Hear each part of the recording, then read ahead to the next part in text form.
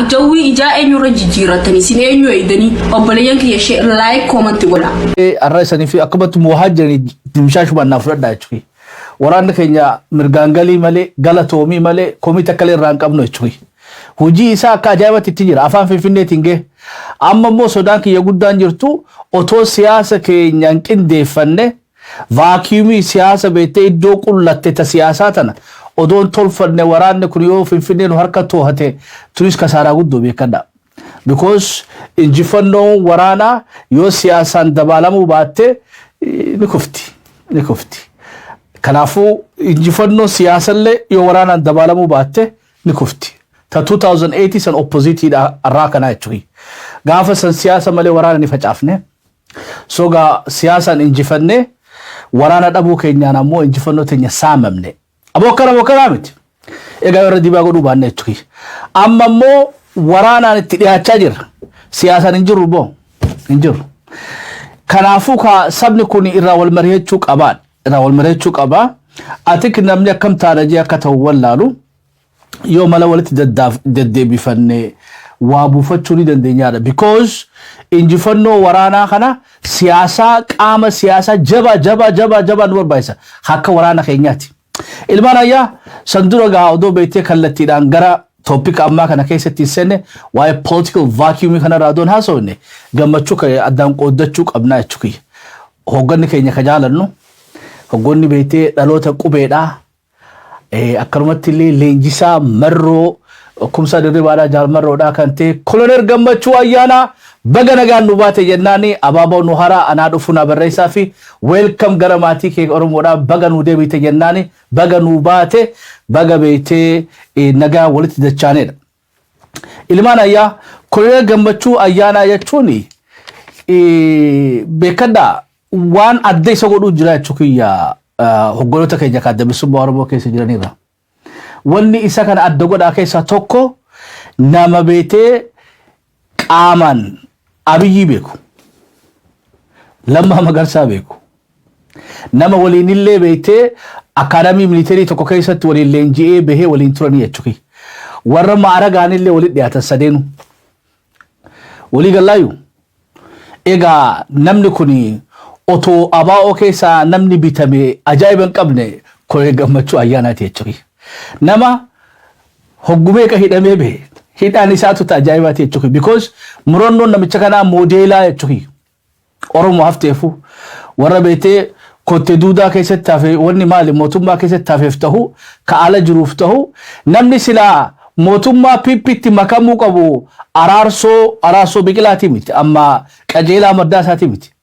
namni silaa pippitu deebi'ee qaaniin qabne nama kana jechuudha because namni kun waa heelaa jechuudha nama abiyyiidhaan wal beekuu biraa taranii waa heelaati warra waliin guddate beekaa silaa beetee maxaqee isaa kanarraa toltii jechuudha ammoo ka isaan wajjin guddate ka isaan beeku ka isaan kabajan jaalatan kun dideen nu filate jechuudha uummata oromoodha kanaafuu kabajni nuti kolonel gammachuu ayyaanaatiif qabnu adda dhugumaatu adda godha jechuudha nama ammaa soggoloota adda bilisummaa oromoo keessaa dhugaa tana beeytee callaa isii nadhii isii nama gabbee dubbatu jechuudha murannoo isaa qofaa miti hubannoon isaatu fiifuu nama dinqisiifti jechuudha walumataa jira ilmaan ayyaa kolonel gammachuu ayyaanaa jechuun beeytee nama carraan ergatiin oromoo hoogganuudhaaf ammaan jira yoo kan hubattan taate iban nama gahumsa ajaa'ibaa qabu kan militeeriitis ka beeytee siyaasaatis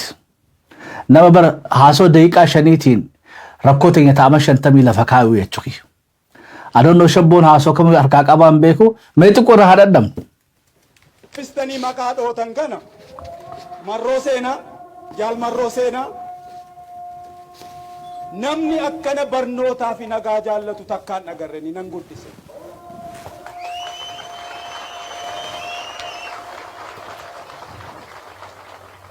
mootummaa Itoophiyaa mootummaa Abiyyiif mootummaa Lammaatu gurbaa kana bineensa taasise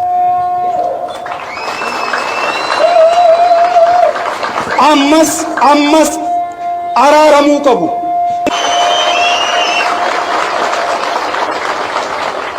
mootummaa Itoophiyaa mootummaa Abiyyiif mootummaa Lammaatu gurbaa kana bineensa taasise Beeshamo. Mootummaa Itoophiyaa, mootummaa Abiyyiif mootummaa Lammaatu gurbaa kana bineensa taasise.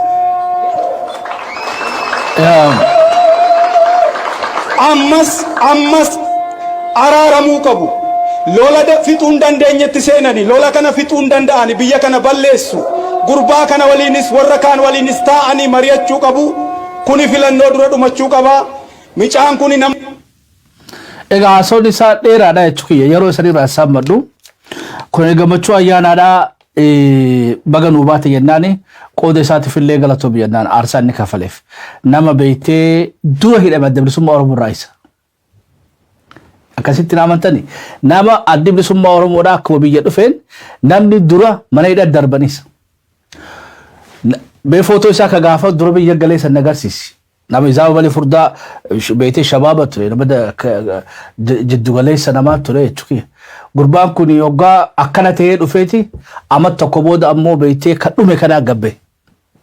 Akka mana hidharraa bahetti Abiyyiin meebii gaama gurbaan kun huqqateesi rakkateesi dararamee fi meebii amma beektee amma yoon bitadhee bitamuun oolu jee ka masaratti waamee jechuudha. Hogganoota adda bilisummaa Oromoo keessaa ka masaratti waamame ammas Koloneel Gammachuu ayyaanaa qofa jechuudha. Yaamee warra oolanii Koloneel Gammachuu ayyaanaa ni dide jechuudha. Deebiin hidhan jechuudha. Kana qofaa miti. Mana seeraa dhaqee yeroo 4 gadhiisaa jeeni abbaan murtiidhaa yeroo 4 beetee mootummaa Oromiyaadhaa sodaattee fedhaa gadhiisuu didde. Mu'arra galata waaqaati waraanni keenya agga afaan sulultaa dhufe galatan bannu jaanee ofirraa gadhiisan. Because Koloneel Gammachuu ayyaanaa dhufanii turaniif xiqqoof jalaa baafate.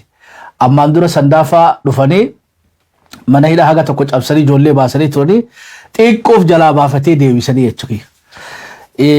Amma gadhiisanii silaa ogaa manuma hidhaa xiqqarraa gara guddaati ammoo haa ta'u baga bahe baga maatii isatti nagaan nu dabalame. Gaafiin guddoon nu qabnu amma gara adda bilisummaa Oromootti adachaan.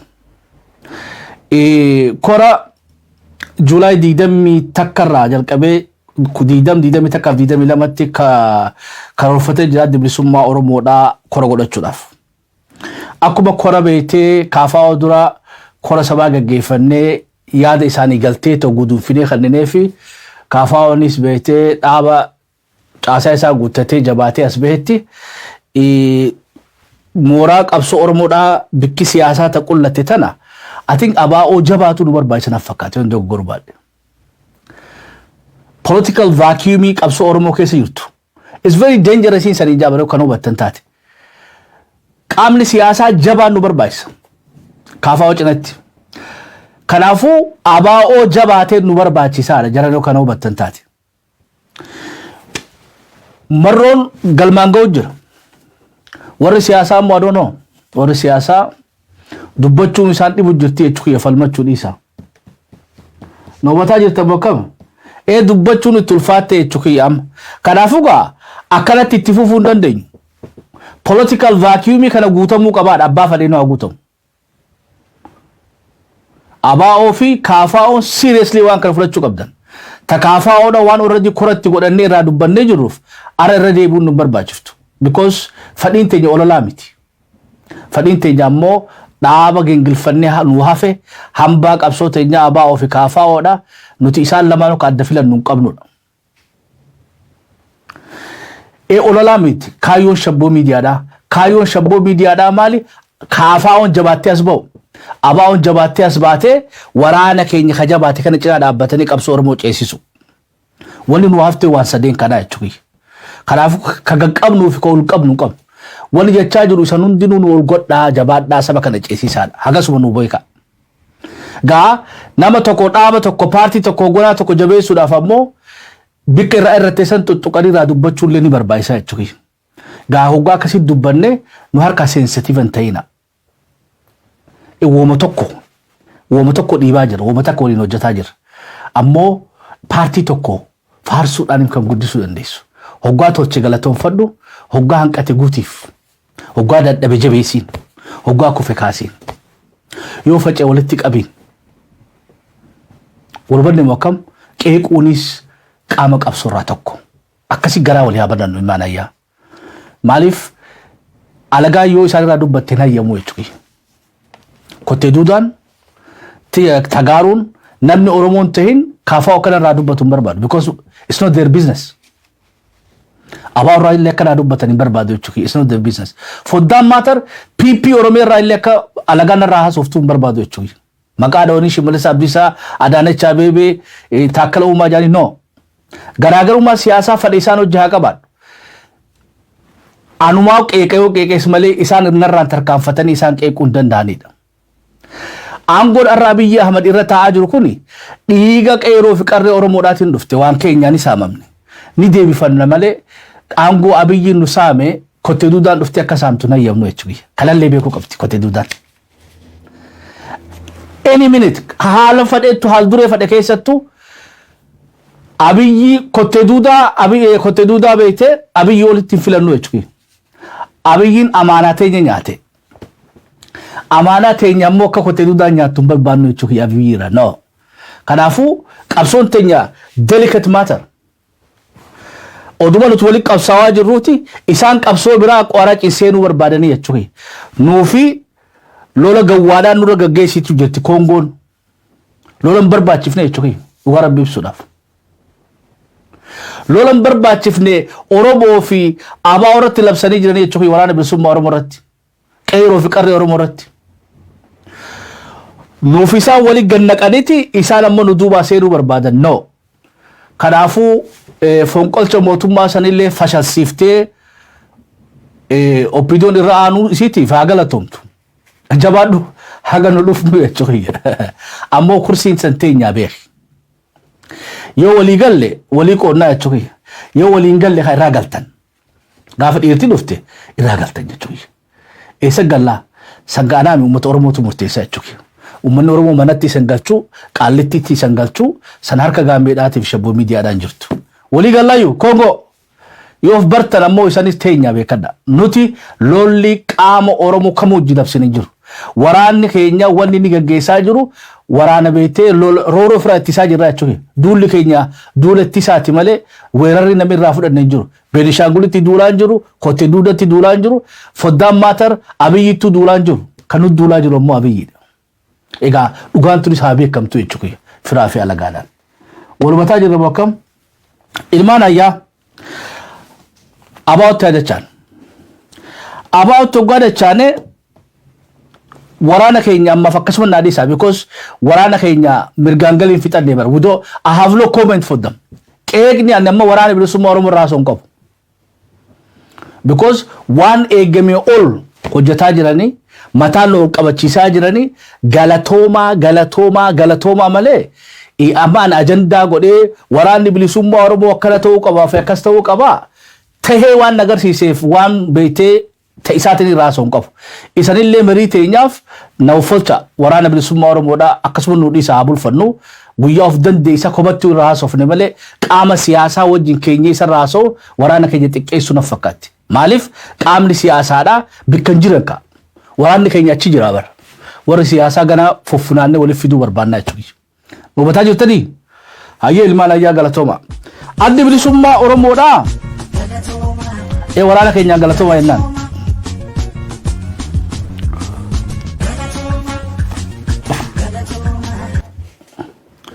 Kanaafuu wanni keenyatti hoggaa deebine addi bilisummaa Oromootti kaafaa waan jechuu qabnu jennee barfixanne. Ammallee gullaaf jennaan carraa gaarii hawwinaaf jabaatanii as nu haa baanii dalagaan haa mul'atan. Arramoo guyyaa abaa'ooti jechuudha. Abaa'oon dhalootuma isarraa huu beeytee seenaan dheertuu gaa hundi irraa haasojjee sa'aatu sirraa gubataa jechuudha. Hangafa beeytee adoon akkanu harkaa ta'e hangafa beeytee fatanaan itti guddattee jechuudha. Hangafa doofaa illee gaarii miti. Hangafa ammoo fatanaan qormaan itti guddate. Du'a beeytee shinii garraa jalqabii jaarraa abbaa gadaarraa beeytee aangoo saammachuu isaaniitti shirri kun walumaan deemaa dhufe jechuudha. Dhaaba amata 50 yeroo isaa wal bittinneessuu fi firfirsuuf fixate. Ifiifi qaamni siyaasaa firfirsee waraanallee firfirsaa ture. Mee taraa saabira kun seenaadhaa hadoo booluu jechuudha. because kaayoo nama haasoo keenya tadabartee isaan qe'ee qoodoon taane tahaftee guddoo saniif adda bilisummaa Oromoodhaa qopheessu adda bilisummaa Oromoodhaa jabaa as baafachuu emariin xiyyaaratan laayinaa seesanii bannaa irraa wal bariyattan wabalamaan 191 taatee fi 2018 taate qofaan karar san kaa'ee san booda gaa horaas deemu adda bilisummaa Oromoodhaatiif Oromoon maal dhaammatti nutoo horan nu barbaachisu boru horo jahaffaadhaa waa'ee adda bilisummaa Oromoo irratti odoo godhannee gaarii jeetii yaada maaliif waan kaafaa irratti waan kora godhanneef ABO'dhaafis koras deemu kutaa USA tiif Canada waliin dhufa I think itee kutaalee gurguddoo adda bilisummaa Oromoodhaa miseensa gurguddaa keessaa qabu oggoloonni gameeyyii achi keessa jiranii kanaafuu nutis kora sabaa godhannee galtee marii isaaniitiif akka ummata Oromootti odoo waa gurra isaan buufnee hammeenya ni qabdi jee yaatu tanaafuu hora boruusan boru hora jahaffaa qabna hori san gaa ni barbaachisan fakkaata yoo ni barbaachisan yoo haa ta'u jettan taatu na barreessa hin barbaachisu jettanis hin taane na barreessa tana deebi'eetiin dubbisa 91 adda bilisummaa Oromoodhaa hogguu sa'aatan beetee isaan inni nyaadhamu sa'aa beetee ummanni jaalala isaa gabbaasi budaan isa nyaataa jechuudha. ABO sila beetee daa'imatti fakkeessanii daa'ima diimaa bareedaa tokko jechuudha ABO jechuudha. Gaafa Haayila Sillaasee sanii Haayila Sillaaseen amatu ijoollee xixiqqoo fi qala ja'anii ijoollee diddibtuu mana keessa dhohisanii jechuudha. Walii galla ijoollee xixiqqoo ni dhohisan duratti gurrafaa uranii beetee nama gurra uraadhaan fudhatu jaanii Haayila Sillaasee beetee dhugaadhaan namichi jinni gabbaraa amatu fuudhee bishooftutti daa'ima fi qalaa jechuudha. Turis tabiraati jarri falfala qabaa.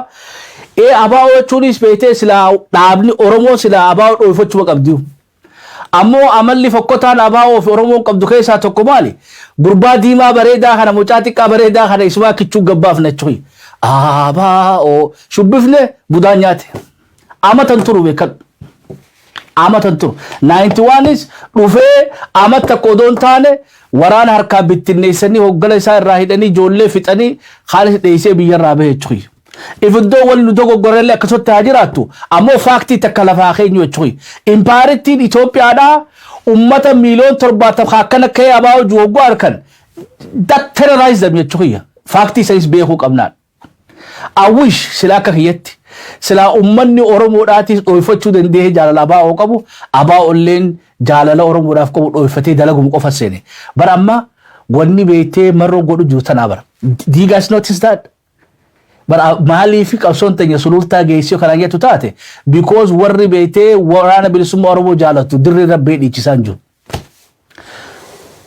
Noobattan bokkam ni dhohisee jechuun akka budaan hin nyaanne jaalala ummanni Oromoodhaa beetee caasaadhaan isa jaalachaa jira. Ijaarsaan hojiidhaan liqimsee jechuun akka kiniinatti.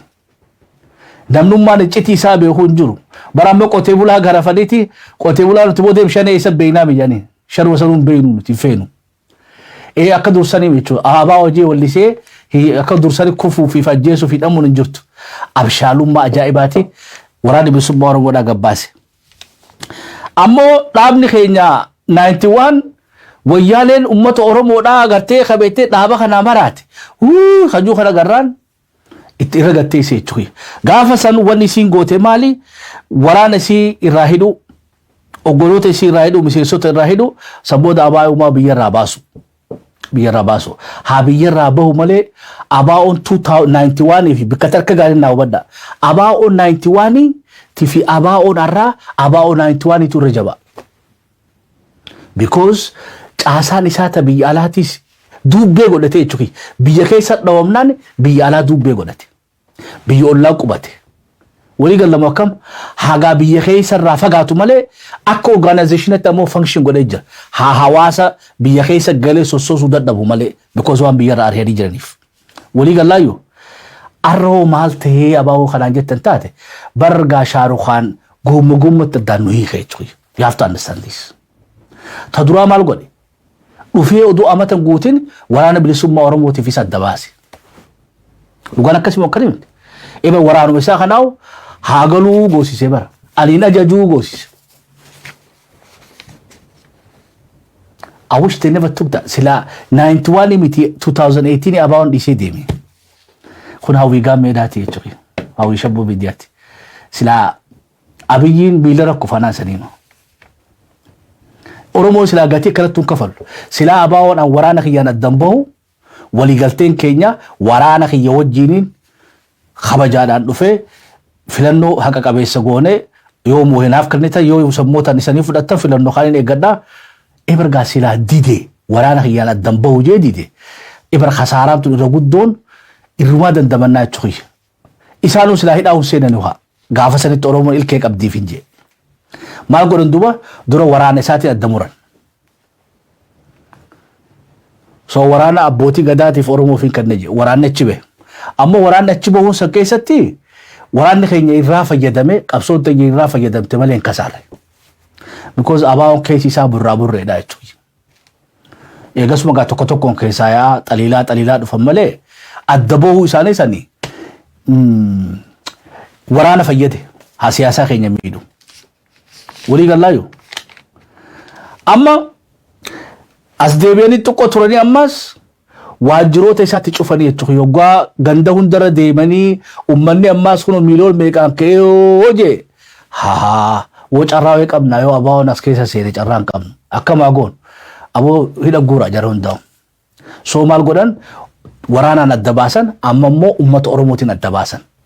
Lama moo kam kun hundi bargaa buloona tiikuu jira. Waraana irraa hiikee abaa'oo uummata Oromoo irraa hiikee waajjiroota isaa 300 walitti cufe. Achitti illee odoo haftee gaarii barammaas xiqqoo deebi'eetuma Jaal Daawwit Ibsaadhaa dhaabu mugguuturraa isa manatti uggure.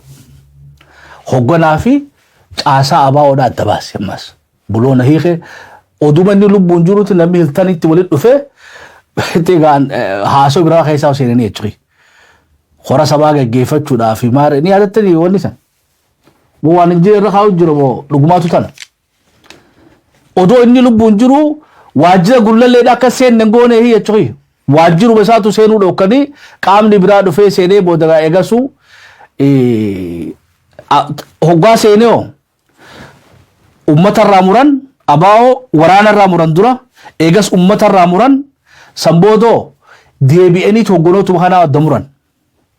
Hogganootarraa dura wanni adda muran miseensa gumii sabaatii fi kora sabaatiif kan adda baasan warra paasapoora qabu warra paasapoora hin qabne. Ibargaa caasaan isaa ta biyya ala alumatti haftee jechuudha. Biyya dhaqanii qaama muree murteessuun taane biyya alarraas muran abaa'oo guutumatti.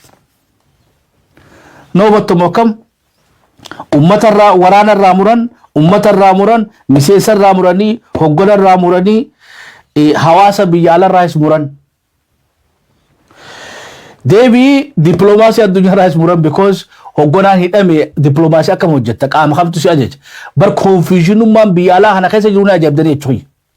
Bikki amma akka irra naa xiyyeeffattan barbaadu abaa'oon amma paartii ta'ee jira bilisa baasaa paartiidha. Egaa paartii ta'e kana waraanaaf inni walii hidhachuu qabanii kana beetee we don't need to ask gaafii akkasii. Waraanni hogganaa qaba dalagu jira barsanii mitam. Kadalagutti hin jirre irraa haasawaa jira jechuudha. Abaa'oo diiniin harkaa laaffise kana akkamitti paartii siyaasaa jabaa goonee as baasuu dandeenya. Political vacuum beetee qabsoo Oromoo keessa jirtu kana akkamitti jabina abaa'ootiin cufuu dandeenyaan.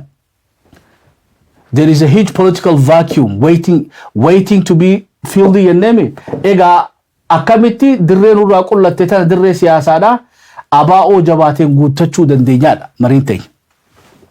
Wani godhamuu qabu maali?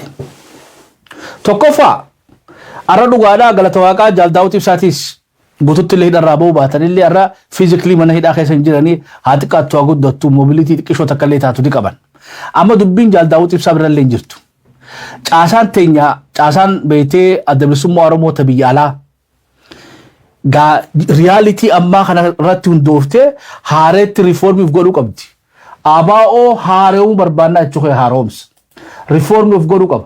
Tadura abaa'oon biyyuma alattu miseenseetuma beetee abaa'oo irraa hafuu dadhabeetu irra goggoge malee function godhaan jiranii jechuudha.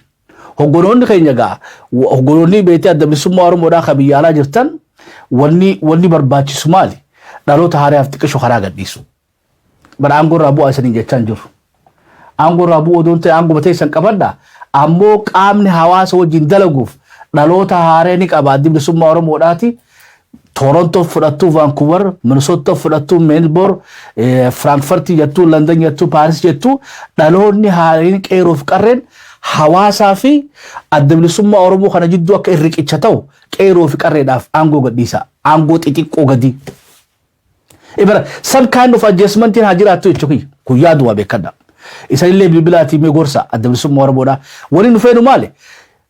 Hawaasa keenya ka biyyaalaa facee kana addi bilisummaa Oromoodhaa odoo jaare hayyoota walitti qabate miidiyaa qindeeffate political vacuum kana addi bilisummaa Oromoodhaa kaafaa'uu dabalatee haa guutu ta kaafaa'u irraa haasa'uutti hin jiru amma immoo abaa'u irraa haasa'aa jira yoo abaa'uun political vacuum kana guutee jabaatee as ba'e so wanni tuni biyya keessattis akka paartittis nu jabeessitii jechuudha. Deebi waraana keenyaaf illee tumsataati. Keessaa'uu caasaan biyya alaa logically technically bikkitti hiriiruu dandeessan waraana malee paartiidhaa miti. Because waan isan lammii lammaffaadhaa qabdaniif miseensatti ta'uu dandeessan akka heera Itoophiyaatti jechuudha. Amma waraana bilisummaa Oromoodhaa hayyama abiyyiidhaan gaafannu jechuudha miseensatti ta'uudhaaf. Walumaa nama akkam? Kanaafuu hawaasa keessarraa addi bilisummaa Oromoodhaa koonyaan kan jiru kun hundinuu haareetti oduu fattashe. Namnummaan amata 30 aynaa tokko beekee kaifiifi waliin oodu ummataan oodu kanaan abaa'oo jaaruu hin dandeenyu jechuudha. Karaan abaa'oon tijaaramuu danda'u itti jabaachuu danda'u humna oowwaa haaree kanaaf xiqqishoo karaa gadhiiftanii isaan gubbarraa hoggana jala kanatti ammoo qeeroo fi qarreen hawaasa fi keessa seentee magaalaa hunda keessattuu hawaasa kana kakaaftee mirqaasitee miseensummattis deeggartootatti illee haa ta'u haala anjaa'isaniin gara dhaabatti beetee namatti deebifnee abaa'oo lubbuutti deebuu qabdi jechuudha. Walumanni bokkam gaa yoo keessa kuuteen oofalchaa mee maal dhaamtaniif addi bilisummaa Oromoodhaa political vacuum kana guutuudhaaf maal godhuu qaba? Hora isaa kana gubbatti maal irraa haa mareetu? Murtee akkamiitiin haa gabbaa'u? Because ka business as usual yoo taate carraan kunis isaan dabreedha. Uummanni Oromoodhaa forever taa'een eeggatu abaa'oo. Yoo beetee abaa'oodhaan biyya alaa kanatti beetee wanni sosso'an jiraanne gaa waraanni bilisummaa Oromoodhaa alternatiiva laallatee hawaasa isaa ijaarrachuu mirga qaba. Nuti ammoo akka wanni tu wal overlappii gootu hin barbaannu akka wal dura dhaabbattu illee hin barbaannu wanni jechaa jirru maali? Dhaabni seena qabeessa kun akkamitti jabaatee akka paartii siyaasa jabaatee biyya keessattis biyya alattis qabsoo teenya tana nu ceesisuu danda'a. Mee naannoo keessan gabaasaas nu galchame mee walii bilbilee haaloo Shabboo miidiyaa abaa'oon koonyaa keenyaa kan naannoo keenyaa boo gonoo taa'uun agarru nuti